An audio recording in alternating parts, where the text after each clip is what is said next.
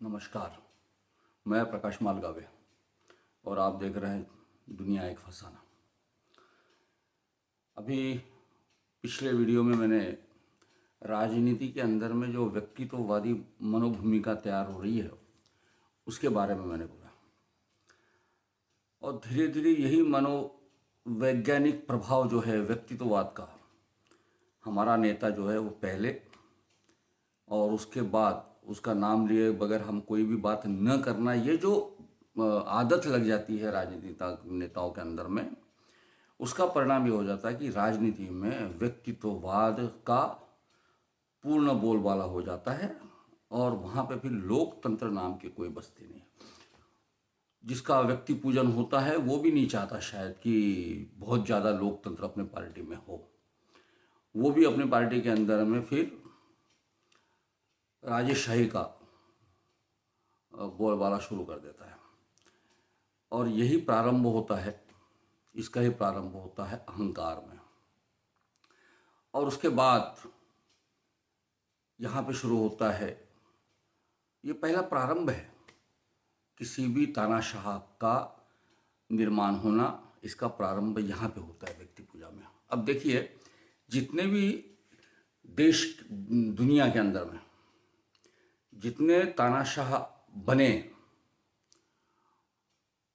उनका अगर इतिहास हम खंगाले, उनके बारे में पता लगाए, पढ़े, तो ये समझ में आता है कि कोई भी तानाशाह जो है वह मूलतः जन्म से ऐसे घर में पैदा नहीं हुआ जहाँ पहले से कोई तानाशाह है। एक वो साउथ कोरिया का जो तानाशाह है वो एक अपवाद है इसमें, और जितने भी तानाशाह हुए हैं, हिटलर हुआ, मुसोलिनी हुआ, स्टालिन हुआ, फ्रेंच का जो राजा था वो था, ज़ार था, ये सारे लोग जो थे, ज़ार नहीं, ज़ार के बाद तो लेनिन के वजह से फिर मार्क्सिज्म आया और बाद में स्टालिन ने उसको तानाशाही में बदल दिया।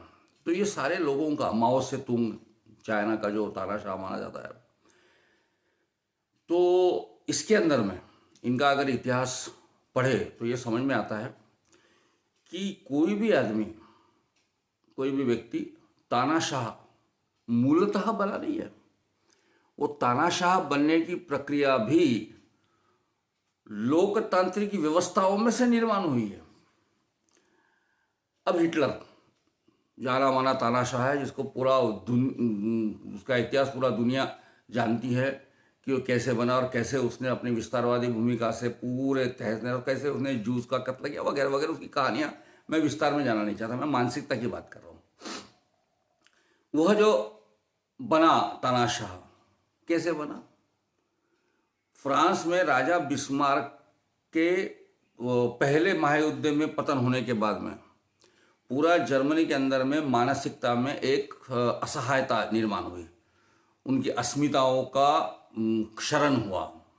यानी पूरा जर्मन जो था, वहाँ के जनता थी, उनके मन में फ्रांस और इंग्लैंड, इन लोगों ने, स्पेन, इन लोगों ने कब्जा करने के वजह से और उनको पराभूत करने के कारण एक पराभूत मानसिकता में जीने वाला जर्मन देश, वहाँ पे एक उदय हुआ एक व्यक्ति का, जो राइक्सटैग, जो उनकी जो संसद थी, उसमें भारी मतों से चुन के आया।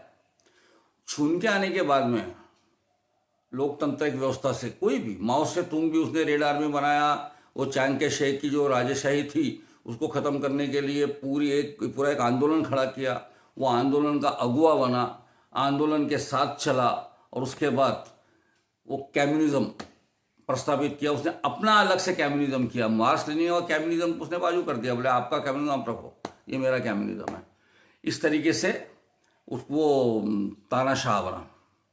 लेकिन ये सारे लोगों के बीच अपनी लोकप्रियता के आधार में बड़े होते हैं, और बड़े होकर फिर सबसे पहली बात क्या होती है, उनके अगल बगल उनकी तारीफ करने वाले लोग खड़े हो जाते हैं। क्या आपका रूप, क्या आपका देखना, क्या आपका चलना, क्या आपका बोलना, ऐसे कहने वाले चाटुकारों की एक जमात खड़ी हो जाती है। फिर वो बड़ा तानाशाह हो या अपने गांव में चुन के आने वाला सरपंच हो या सांसद हो या खासदार हो, विधायक हो या सांसद हो, इन लोगों के अगल बगल में वो लोग खड़े हो जाते हैं जो लाभार्थी होते हैं। वो उम्मीद करते हैं कि इसके वजह से हमें कुछ मिलेगा, तो उनकी तारीफ करो। और धीरे धीरे धीरे धीरे तारीफ की इतनी आदत लग जाती है कि जिन लोगों ने उसे बड़ा करने के लिए अपना योगदान दिया, जो उसके सच्चे मित्र थे, वो अगर उसे कोई सलाह दे तो वो पसंद नहीं करता। उसे लगता है कि इतने सारे लोग, हजारों लोग मेरी तारीफ कर रहे हैं, मुझे अच्छा कह रहे हैं, और एक ही आदमी है जो मेरे को सलाह दे रहा है और कह रहा है कि तूने गलत किया है। उसके बाद वो प्रयास करता है कि उसे राजनीति से बाहर कर दे, अपने से दूर कर दे, और अगर ज़्यादा ही ताकत अगर उसकी बढ़ गई तो फिर वो सामने ख़त्म कर देता है उसको। अब देखा नहीं रशिया के अंदर में, रशिया में तो वन पार्टी रूल है, थोड़े कम्युनिज्म का तो आधार ही है वन पार्टी रूल, कामगारों की सत्ता। अब देखा वहाँ पे एक पत्रकार जो था वो पुतिन के बारे में विरोध में बोलते थे, पुतिन के बारे में बोलने वाला आदमी जो है एक तो जेल में जाएगा या मर जाएगा। यहाँ तक के कि चाइना के माओ से तुंग ने भी, आपको पता होगा कि उसका जो सहयोगी था, जो बाद में डेन जियाओपिंग, बाद में माओ के बाद जो तानाशाह बना, उसे भी कम से कम 11 साल जेल में रहना पड़ा। और उसने भी वही किया, बाद में उसे माओ की बीबी उसको जेल में डाल दिया। ये इतिहास है। और यह इसलिए होता है कि फिर किसी भी लोकप्रिय आदमी को ये पसंद नहीं आता कि उसे कोई सलाह दे, उसे कोई बताए और सही मार्ग पे चलने की प्रेरणा दे। उसे लगता है कि उसने जो कहा है वो सही है, और हर जगह ये दिखाई देता है। मैंने राजनीति के बारे में बताया आपको कि संसद के अंदर में जो चुन के जाते हैं, वो किसी को कोई भी व्यक्ति उसके नेता का नाम लिए बगैर अपना भाषण नहीं शुरू कर सकता। इवन चुनाव के लोकतांत्रिक प्रक्रिया में किसी एक व्यक्ति का नाम इतना हो जाता है कि बगैर उसके नाम के कोई प्रारंभ नहीं कर सकता अपनी बात को। और धीरे धीरे धीरे धीरे फिर एक मानसिकता वो पूरी पार्टी में आ जाती है कि बस एक व्यक्ति है जो हमें बचाएगा।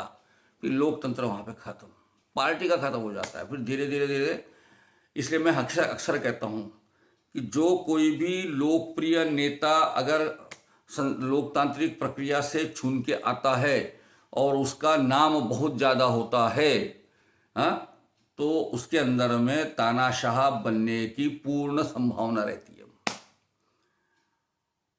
हमारे यहाँ भी देखिए ना, अभी चल रहा है लोकतंत्र, चुनाव चल रहा है। यहाँ पे भी मैं अक्सर कहता हूँ कि नरेंद्र भाई मोदी जो है बहुत जनतांत्रिक पद्धति से चुन के आने वाले, लेकिन जैसे मैंने कहा कि सब लोगों के बीच में जो लोकतांत्रिक पद्धति से चुन के आते हैं, लोकप्रिय बन जाते हैं, लोकप्रिय नेता होते हैं, उसके अंदर में तानाशाह बनने के पूर्ण गुण हैं।